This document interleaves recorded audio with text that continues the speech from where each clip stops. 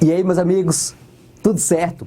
Vamos para a nossa primeira aula de Direito Administrativo e essa já é uma das aulas mais importantes do nosso curso, porque é onde nós vamos falar do regime jurídico administrativo e dos princípios que informam toda a administração pública, tá?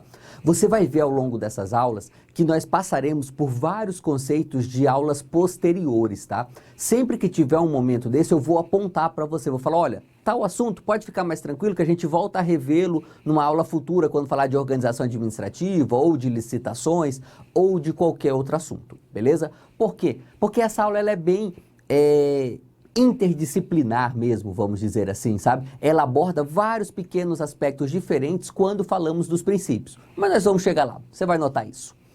Então vamos. Direito administrativo, começamos por regime jurídico administrativo. A primeira parte é entender esse conceito aqui e seus desdobramentos. Então olha só, preparei uma tabela aqui pra gente. Quero que você entenda o seguinte. Existe um grupo maior que é o regime jurídico da administração. Toda vez no direito que falamos regime jurídico, nós estamos nos referindo ao conjunto de regras e princípios que norteiam determinada atividade. Qualquer atividade normatizada pelo direito. No caso do direito administrativo, nós estamos falando da administração pública, né? Nós estamos falando da coisa pública. E olha, quando falamos aqui em regime jurídico da administração, nós estamos se referindo a todos os conjuntos de normas que regem a administração pública, que são basicamente dois conjuntos distintos, tá? Primeiro, um regime de direito privado. É sim, a administração pública, em vários momentos, ela é regida por normas de direito privado. Por exemplo, quando o Tribunal de Justiça decide alugar um prédio de um particular, esse contrato de aluguel, ele é um contrato lá do direito civil, é um contrato de locação. Tem algumas diferenciações de direito público? Tem. Por quê? Você vai ter que licitar, ou mais provável, que é o mais comum, fazer um procedimento de dispensa de licitação para fazer a contratação direta. Enfim, você tem alguns aspectos ali que são de direito público, mas o contrato em si é um contrato de direito privado. O que caracteriza uma relação de direito privado? Horizontalidade, ou seja, as partes estão em pé de igualdade, tá? Quando você vai comprar uma casa de um outro particular, vocês estão juridicamente em pé de igualdade. Claro que as situações fáticas são diferentes. Às vezes um tem mais poder, tem mais conhecimento, enfim. A vida prática nunca é 100% igualitária. Mas no direito privado, nós temos horizontalidade nas relações. Uma não é juridicamente superior à outra, tá? Sem prerrogativas. Por quê? Porque, como nós veremos agora na sequência, o regime jurídico administrativo ou regime jurídico de direito público, ele é recheado de prerrogativas, tá? Ou seja, são possibilidades que a administração tem e que um particular não teria naquele mesmo caso. Vou dar um exemplo para você de um assunto que estudaremos lá na frente só em contratos administrativos. É possível que a administração pública amplie o volume do contrato de forma unilateral. Então, por exemplo, a administração foi lá, fez um contrato para comprar 100 veículos, 100 carros. Chegou ali no meio da contratação, a administração pública olha e fala, quer saber, eu não quero 100, eu quero 110. Ela pode fazer essa alteração e o particular será obrigado a entregar os 110, claro, recebendo o valor correspondente ao acréscimo, tá? Mas veja, eu e você, se fizermos um contrato, eu não posso alterar esse contrato unilateralmente. Você também não. A administração pública pode. O que é isso? São as prerrogativas da administração pública, tá? Lá em contratos administrativos, nós estudaremos isso como cláusulas exorbitantes do contrato administrativo, ok? Aqui, nesse momento, tem esse nome genérico de prerrogativas, e aí você vê que nos contratos de direito privado, em regra, não tem prerrogativas em todo o regime de direito privado, aliás, tá? Um exemplo, Banco do Brasil. Por quê? Banco do Brasil, como veremos na aula de organização administrativa, é uma entidade da administração indireta, é uma sociedade de economia mista. e sociedades de economia mista são entidades de direito privado, tá? Não se confundam. Fazem parte da administração pública, indireta, mas são entidades de direito privado, ok? Todas as empresas públicas e sociedades de economia mista, como estudaremos na aula de organização administrativa. Ótimo. Isso que eu falei é regime privado. O regime jurídico de direito administrativo, regime jurídico de direito público, se você preferir, pode tratar como sinônimos aqui, tá? Ele é caracterizado pela verticalidade, ou seja, as partes não estão em pé de igualdade. Existe uma que é superior à outra. Qual é essa que é superior? É a administração pública. Por quê? Princípio da supremacia do interesse público. Chegaremos lá daqui a pouquinho. E tem prerrogativas e tem também restrições. São as duas faces da mesma moeda, tá? Ao mesmo tempo que o poder público ele goza de prerrogativas, como é que eu falei agora há pouco, de poder ampliar o escopo do contrato, também tem restrições, como, por exemplo, não poder contratar sem fazer uma licitação ou um procedimento de contratação direta antes. Eu e você, particulares, nós podemos firmar um contrato hoje mesmo, se quisermos. Não tem nada que impeça. A administração pública não. Não importa o quanto o presidente ou o governador ou o procurador ou o presidente do TJ queira fazer um contrato, ele não pode fazer sem seguir todas as restrições de direito público, especialmente a prévia licitação, que é uma demanda constitucional. Exemplos aqui eu coloquei INSS e ministérios. Ministérios é administração direta, INSS também é administração indireta, mas como nós veremos na aula de organização administrativa, é administração indireta de direito público, é uma autarquia. A autarquia segue na íntegra o regime jurídico administrativo. Ok? Visto isso, a gente tem que saber exatamente quando será adotado o regime jurídico de direito público, em quais hipóteses. Olha só. Sempre adotado pelos órgãos da administração direta. Se você ainda confunde administração direta e indireta, fique tranquilo que teremos uma aula em que falaremos muito disso. Mas saiba que Tribunal de Justiça, Ministério Público, Defensoria Pública, Procuradoria do Estado, Procuradoria Federal, do município, ministérios, secretarias, Presidência da República, Gabinete do Governador do Estado, tudo isso é a administração direta, porque são órgãos, não são entidades, não tem personalidade jurídica própria. A personalidade jurídica dentro da administração direta é do próprio ente federativo, ok? Sempre adotado pelas autarquias, porque a autarquia tem personalidade jurídica, é administração indireta, porém é administração indireta de direito público. E aí você inclui aqui em autarquia as autarquias especiais, tá? Como as agências reguladoras, agências executivas e demais autarquias que possam surgir e ter um regime jurídico um pouquinho diferente, mas continua sendo de direito público, ok? Em regra, é adotado pelas fundações públicas de regime público.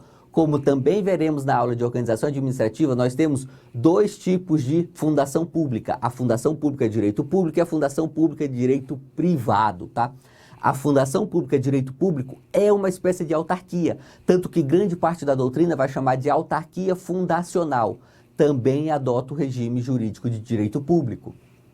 E, em regra, adotado pelas associações públicas decorrentes dos consórcios públicos. Também teremos aula para falar de consórcios públicos, e aí você pode ficar tranquilo que consórcios públicos também têm regime jurídico de direito administrativo, ok? Mas eu já quero adiantar um aspecto para você aqui. Ainda que todos esses órgãos e entidades adotem um regime jurídico de direito administrativo, esse regime jurídico nunca é puro, tá? Mesmo um órgão ou uma autarquia, em alguns momentos, terá relações de direito privado, tá? O que nós estamos falando aqui é do regime jurídico predominante dentro daquele órgão, mas não é o único. Fique atento a isso. Vamos lá. O que é o regime jurídico administrativo? Tem dois postulados fundamentais que explicam todo o regime jurídico administrativo.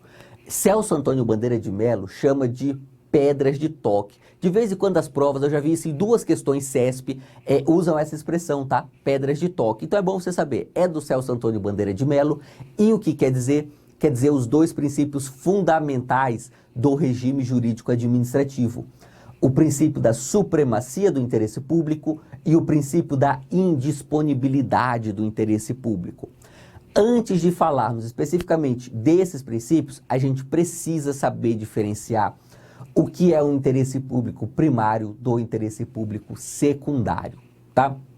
Interesse público primário é aquele que é o interesse da própria sociedade, é o interesse geral das pessoas em que determinado serviço seja prestado, que determinada atividade seja feita. Olha só, então veja, comprar vacinas para a Covid-19. Comprar vacinas para a Covid-19 é um interesse público primário, ou seja, é interesse público de toda a sociedade? Pode ter certeza que sim. Controlar uma pandemia é saúde pública, é interesse público primário. O interesse público secundário é aquele que é só da administração pública, não é o interesse dos particulares. Então, olha só, imagine o seguinte, a Procuradoria, a PFN, Procuradoria da Fazenda Nacional, decide apresentar uma série de execuções fiscais de débitos judiciais já prescritos, tá? Veja, o débito judicial está prescrito já, mesmo assim a PFN decide entrar com a ação na justiça e falar, vai que os juízes não vejam e a parte também não alegue, o que a gente arrecadar aqui tá bom. Veja, tem interesse público primário da sociedade que os órgãos públicos fiquem tomando atitudes ilegais, cobrando débitos prescritos? Não. Não há interesse público primário nenhum aqui. E interesse público secundário? É interesse público do Estado arrecadar mais? É. Ainda que seja de uma forma nebulosa e ilegal, não deveria ser. Mas se você olhar só do ponto de vista das contas públicas, porque dinheiro é dinheiro. Então veja, nesse caso em que a PFN apresenta uma execução fiscal prescrita, podemos falar que tem interesse público primário? De forma nenhuma. Interesse público secundário? Talvez dê alguma discussão, mas grande parte dos doutrinadores das pessoas vão falar que tem sim. Por quê? É interesse público da administração pública receber mais. Por que eu fiz essa separação? Porque quando falamos de supremacia do interesse público, a doutrina moderna vai corrigir essa expressão para deixar claro que é supremacia do interesse público primário, tá? O interesse público secundário, aquele que é só da administração pública, não é supremo, não é superior ao interesse dos particulares. Olha só. Por interesse público primário, entende-se a necessidade de satisfação de necessidades coletivas, justiça, segurança e bem-estar, por meio do desempenho de atividades administrativas prestadas à coletividade, atividades extroversas, serviços públicos, poder de polícia, fomento e intervenção na ordem econômica, tá? Poder de polícia é um conceito que não veremos nessa aula, mas quando estudarmos poderes administrativos, já na próxima aula, você vai ver que pelo poder de polícia, a administração pública pode restringir as atividades dos particulares. A vigilância sanitária pode chegar em um restaurante e mandar fechar aquele restaurante, tá? Por que o poder público tem tanto poder assim? Porque o interesse público é superior, ele é supremo perante o interesse particular. Qual é o interesse público aí? Saúde pública, né? Não deixar que um restaurante venda comidas contaminadas, por exemplo. E o interesse particular? É o interesse do dono do restaurante em ter o seu negócio. Então veja, o interesse público pode sobrepujar o interesse particular aqui no poder de polícia. É uma expressão da supremacia do interesse público. Seguindo. Por interesse público secundário, entende-se o interesse do próprio Estado, enquanto sujeito de direitos e obrigações, ligando-se à noção de interesse do erário. Erário, tenho certeza que você já sabe, mas é legal reafirmar. Erário significa contas públicas, significa dinheiro público, tá? Então, sempre que falarmos em interesse do erário, é interesse das contas públicas, é interesse em ter mais dinheiro no cofre do Estado. implementado por meio de atividades administrativas instrumentais necessárias para o atendimento do interesse público primário. Assim, é entendido como a pretensão de administração lograr vantagens para si. Ocorre internamente a administração, é uma atividade meio, tá? Finanças públicas, nomeação de servidores e terceirização de serviços, por exemplo. Por que dizemos que é atividade meia? Porque o Estado, ele não nasce para se beneficiar, tá? Ele nasce para prestar serviços para as pessoas. Então, sempre que o Estado faz algo que é do interesse do próprio Estado, é só uma atividade meio para que ele possa se fortalecer e assim prestar serviço para as pessoas. Então, por exemplo, o Estado não nasceu para fazer concurso. A função do Estado é fazer concurso. A função do Estado é prestar o serviço público. Para prestar o serviço público precisa de pessoas. Como contratamos essas pessoas? Mediante concurso. Então veja que é sempre uma atividade meio para aí sim chegar em um fim. Ok? Dito isso, vamos finalmente estudar a supremacia do interesse público. O primeiro princípio aqui que vai reger o nosso regime jurídico administrativo. E olha só, também é conhecido como o princípio da finalidade pública. Essa é uma expressão bem em desuso já, tá? Eu trouxe aqui porque alguns doutrinadores mais antigos ainda usam, vai que cai na sua prova, né? Cria uma relação de verticalidade perante os administrados, como eu falei, não é uma relação entre iguais. O Estado aqui, ele está nessa posição superior justamente pelo princípio da supremacia do interesse público. Fundamenta institutos como a desapropriação, as cláusulas exorbitantes, os atributos especiais dos atos administrativos e outros. Estudaremos todos esses institutos aqui nas nossas aulas, tá? E aí fica muito claro, por exemplo, olha só pela desapropriação. Na desapropriação, o Estado em sentido amplo, né? Município, Estado, Distrito Federal ou União, vai lá na propriedade de um particular e fala, olha particular, tá vendo esse bem aqui, móvel ou imóvel? Não é mais seu, agora é meu, agora é do Estado. Tá? Claro, vai ter que pagar a justa e prévia indenização, como manda a Constituição. Mas veja, se alguém quiser pegar o seu carro, não importa quanto essa pessoa esteja disposta a pagar. Se você não quiser vender, você não vende. Não importa. Ah, quer pagar R$1 milhão no seu Fusca. O problema é seu se você não aceitar, tá? Já o Estado não. Se o Estado falar, ó, fulaninho, tá vendo esse seu Fusca aqui? Eu preciso dele, tá? Qual é o valor desse Fusca? Vai lá e faz a perícia justa e prévia indenização. Esse Fusca vale R$12 mil. Tô aqui os R$12 mil e me deu o Fusca. E você não pode falar nada. O máximo que você pode fazer é entrar com ação na justiça para reclamar o valor que te pagaram. Jamais você vai poder questionar o próprio fato de terem desapropriado. Veja como é uma relação de alguém que é superior mesmo, sabe? Por isso é supremacia do interesse público. O interesse do todo, do conjunto social, nada mais é do que a dimensão pública dos interesses individuais, ou seja, dos interesses de cada indivíduo enquanto partícipe da sociedade. Com essa frase, Celso Antônio Bandeira de Mello, ele sintetiza o princípio da supremacia do interesse público. Ele vai falar, olha, por que o interesse público é supremo? Porque o interesse público, na verdade, ele é a reunião dos interesses individuais. Então, o que nós estamos falando quando falamos que o supremacia do interesse público é superior, é que o conjunto da sociedade é superior a um único indivíduo individualmente considerado. Ok? O outro princípio, que aí vai formar o outro lado da moeda, tá? Porque, veja, se pela supremacia do interesse público o Estado, ele é superior, vamos pôr umas aspas nesse superior, né? Mas para você entender, ele está numa relação ali de supremacia mesmo. Pela indisponibilidade, o gestor da coisa pública não pode fazer o que bem entender. Ele tem sempre que seguir as leis, as regras jurídicas, tá? Então veja, ao mesmo tempo que o Estado é mais forte que os indivíduos, em alguma medida ele também é mais fraco, porque ele não pode fazer as coisas pelo livre-arbítrio do gestor, como uma empresa privada ou uma pessoa física pode fazer. Então, olha só.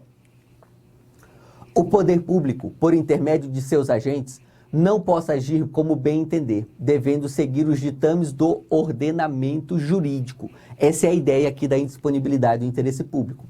Tem como efeito a impossibilidade de livre transigência, tá? O que é isso? Livre transigência é a capacidade que nós, pessoas físicas, temos de dispor dos nossos interesses. Então veja, se eu sou dono de um carro e eu quero dar esse carro para alguém, eu posso fazer isso a hora que eu bem entender. Por quê? Porque justamente esse carro é meu, o problema é meu, tá? Agora veja, tem um carro que pertence ao Ministério Público. O Procurador-Geral de Justiça, que é o chefe do Ministério Público, ele pode dar esse carro para alguém? Não pode. Por que não? Porque esse carro é bem público. Como bem público, ele é, a princípio, indisponível. Caso se queira fazer uma doação desse carro, aí vamos ter que seguir as normas jurídicas, ou da 8666 ou da nova lei de licitações, mas a ideia é que não se pode livremente transigir com uma coisa pública. Por exemplo, não importa o quão vantajoso um negócio pareça para o gestor público, sempre teremos que seguir os ditames da Lei 8666 ou da nova lei de licitações para fins de contratação, tá? Então, olha só, veja, tá lá o presidente do Tribunal de Justiça, o presidente do Tribunal de Justiça olha e fala, olha, quer saber? Estamos precisando de mais veículos, de mais carros. E aí ele vai na concessionária e tá uma super promoção de carros. Porque a Ford está saindo do Brasil, e agora que a Ford está saindo do Brasil, colocaram a Ford Ranger pela metade do preço, mas é só hoje. O presidente do TJ pode ir lá com o dinheiro do TJ e comprar essas Ford Ranger na promoção para economizar dinheiro público? Não pode. Por quê? Tem que seguir as normas das leis de licitações, tá? Então, mesmo que o negócio pareça muito bom, o gestor público não pode agir fora das regras jurídicas. Exemplos de relativização, veja só.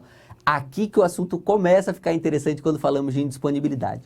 Nessa primeira tela, nós falamos ali o que é indisponibilidade, vamos dizer assim, o conceito clássico, o que todo mundo sempre aceita.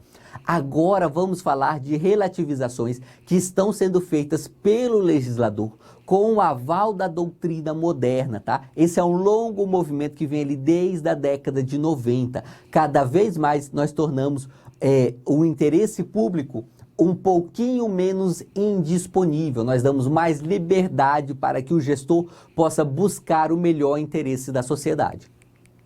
Vamos lá. Olha só, relativizações.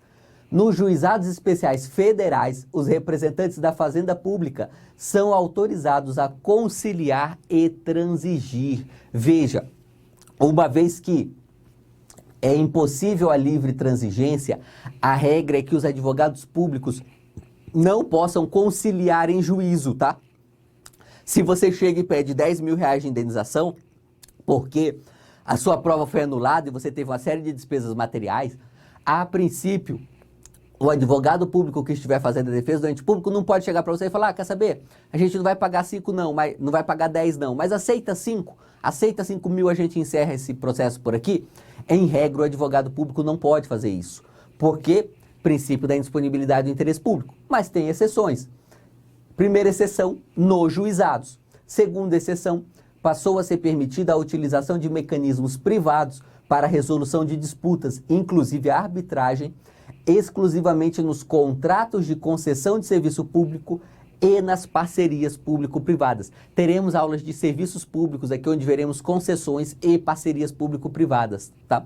Mas já saiba que, nesse âmbito, é possível a utilização de arbitragem. Que um julgado pra gente do STJ. O fato de não haver previsão da arbitragem no edital de licitação ou no contrato celebrado entre as partes não invalida o compromisso arbitral firmado posteriormente, tá? Então veja, não só é permitido que se faça arbitragem aqui em casos específicos autorizados pela lei, mas se está autorizado pela lei, mesmo que não tenhamos licitação, se no edital de licitação não tenha previsão para arbitragem, ainda assim ela será possível, segundo o entendimento do STJ, tá? Veja o que diz a Lei 9.307. A administração pública direta e indireta poderá utilizar-se da arbitragem para dirimir conflitos relativos a direitos patrimoniais disponíveis. Então, direitos patrimoniais disponíveis, a administração pública pode usar arbitragem.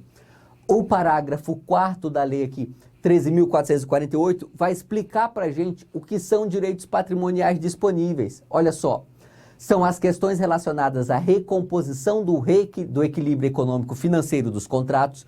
Na aula de contratos administrativos estudaremos bastante isso aqui, é bem relevante, tá? 2.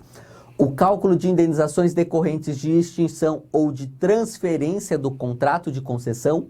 3. O inadimplemento de obrigações contratuais por qualquer das partes. Esses são, aqui na dicção legal, direitos disponíveis que a administração pública pode transigir e pode fazer arbitragem. E na primeira jornada de direito administrativo, aqui eu vou abrir um parênteses, tá?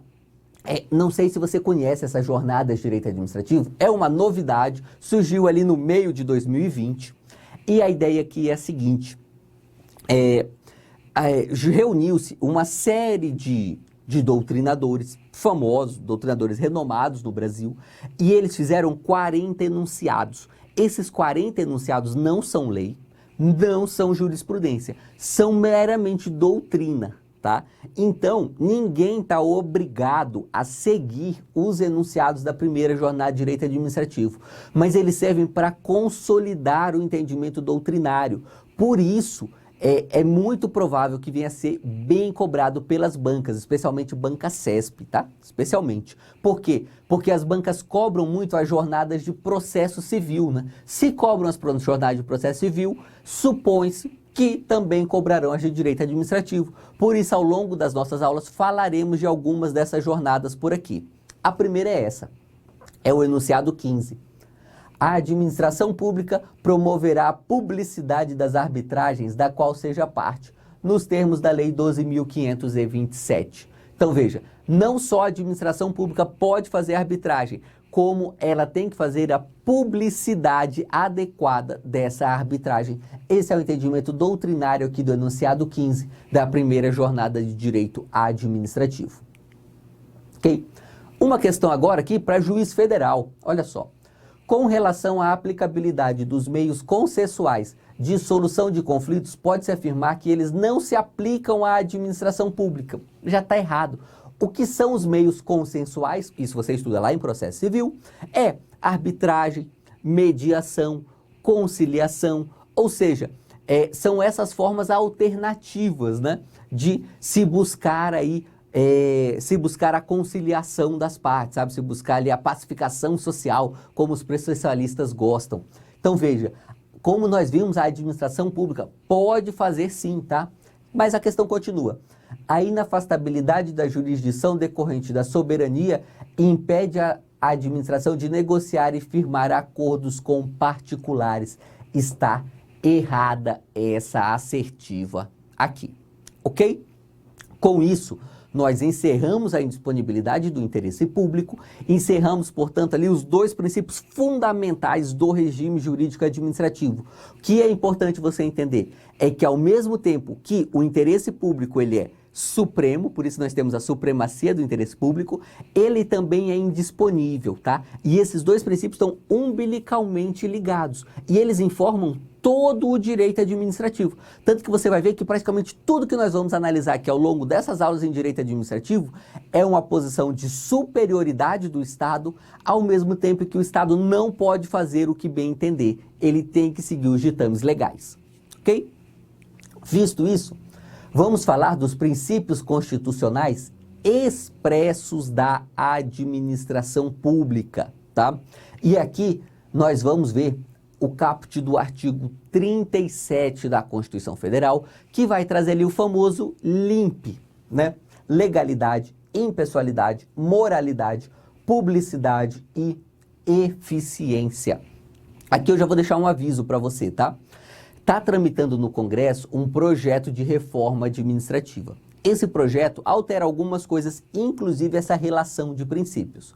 Como esse projeto nem começou a ser votado, está muito longe de virar de fato uma emenda constitucional, por enquanto é só uma PEC, nós não analisaremos aqui no curso. Se ao longo do nosso curso esse projeto for aprovado, pode ter certeza que nós criaremos aqui um módulo especial só para te atualizar, só para trazer as novidades dessa eventual reforma administrativa, tá? Mas como nesse momento ela não existe, é só projeto, nós não falaremos nada da reforma administrativa aqui nessas aulas, ok?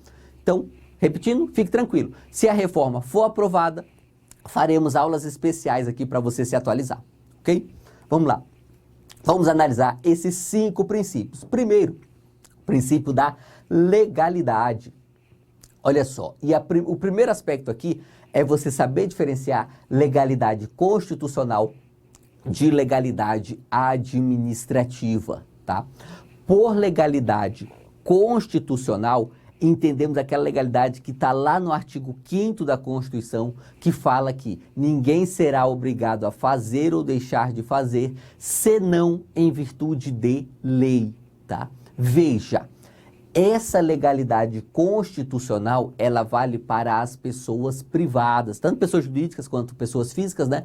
Mas sempre pessoas privadas, ou seja, para os particulares, para a gente.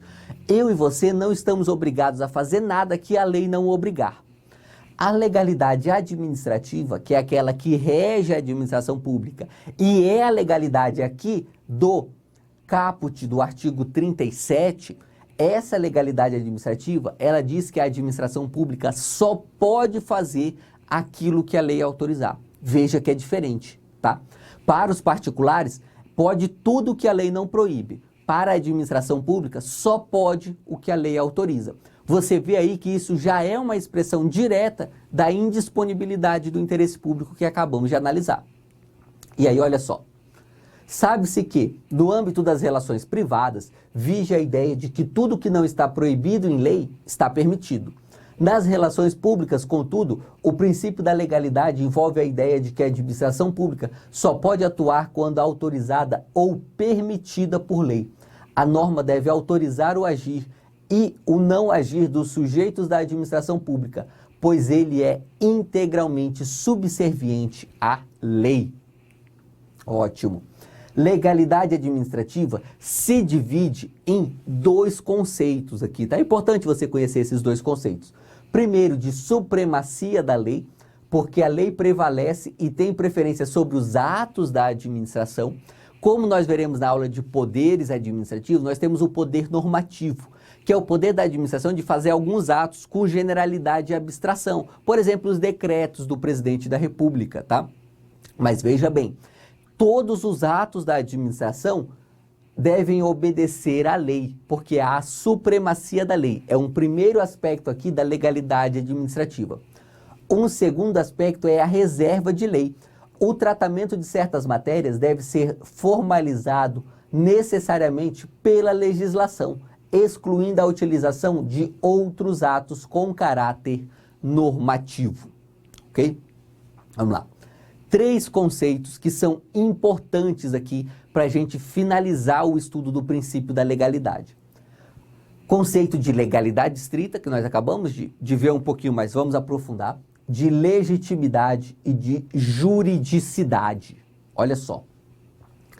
Legalidade estrita é a noção de restringir a atuação administrativa à mera execução das regras dispostas pelos representantes do povo, tá?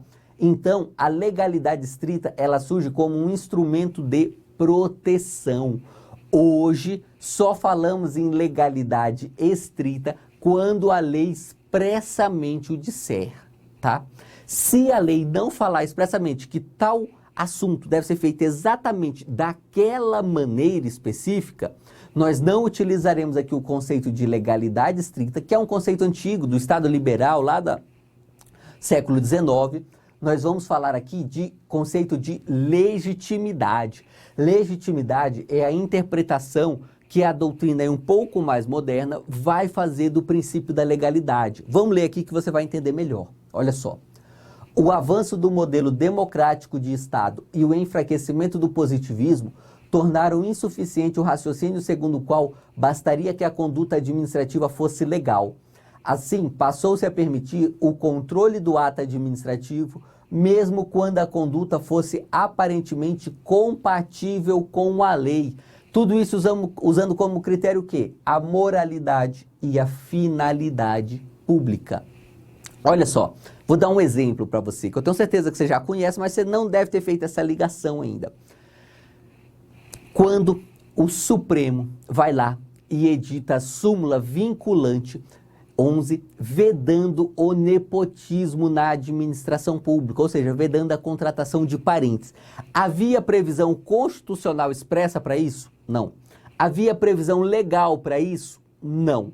Então veja, se adotássemos aqui o conceito de princípio da legalidade como legalidade estrita, então o nepotismo estaria liberado no Brasil, porque não tem nenhuma proibição para que o presidente do TJ contrate seu filho como assessor. Não tem nenhuma lei isso, não tinha, né? O Supremo que julgando, né, porque o que o Supremo faz é julgar, ali, mas meio que legislando, porque a súmula vinculante, embora seja julgamento, ela acaba criando normas gerais e abstratas, como uma lei, né? Então, através da súmula vinculante, o Supremo vai lá e proíbe o nepotismo no Brasil, em toda a administração pública. Veja, ele fez isso porque atualmente a legalidade pode ser entendida como legitimidade. E aí, por mais que fosse legal contratar o próprio filho, não era moral. Fere aqui o princípio da moralidade. Ok? E a juridicidade é a exigência de que a lei predetermine de forma completa e absoluta toda a atuação da administração é incompatível com a realidade atual. E, de fato, não há como você fazer leis para prever todas as situações como o agente público deve agir. Sendo indispensável a existência de uma margem decisória importante de ponderação e concretização das normas constitucionais, tá? Se na sua prova cair a expressão bloco de legalidade, eu tenho certeza que você conhece o bloco de constitucionalidade, que é o que usamos no Brasil para fazer como parâmetro para o controle de constitucionalidade. Bloco de legalidade quer dizer simplesmente princípio da legalidade sob o viés da juridicidade, tá? Esse daqui já é um conceito doutrinário bem mais moderno e a ideia é a seguinte, olha, não tem como as leis preverem tudo que os gestores públicos vão fazer. Então, os gestores públicos eles vão agir não só exatamente como a lei mandar, mas também sempre com uma margem decisória para poder ponderar e concretizar as normas constitucionais. Ok? E aí, uma questão para promotor de justiça no Paraná em 2017, numa leitura denominada de juridicidade administrativa, para a validação da ação administrativa, não basta que seja esta formalmente conforme a lei, sendo necessário também que se apresente em conformidade com os princípios da administração pública. Corretíssimo, tá? Juridicidade administrativa, nesse último conceito que nós vimos aqui, quer dizer exatamente que nem tudo está na lei, mas nós temos os princípios, principalmente os princípios constitucionais, para balizarem a ação dos gestores. Por isso está correta essa assertiva, ok? Mais um princípio, o princípio da impessoalidade, mas esse já vamos deixar para ver no nosso segundo bloco. Vamos fazer uma pausa aqui para eu e você bebermos uma água, é isso aí e vamos juntos.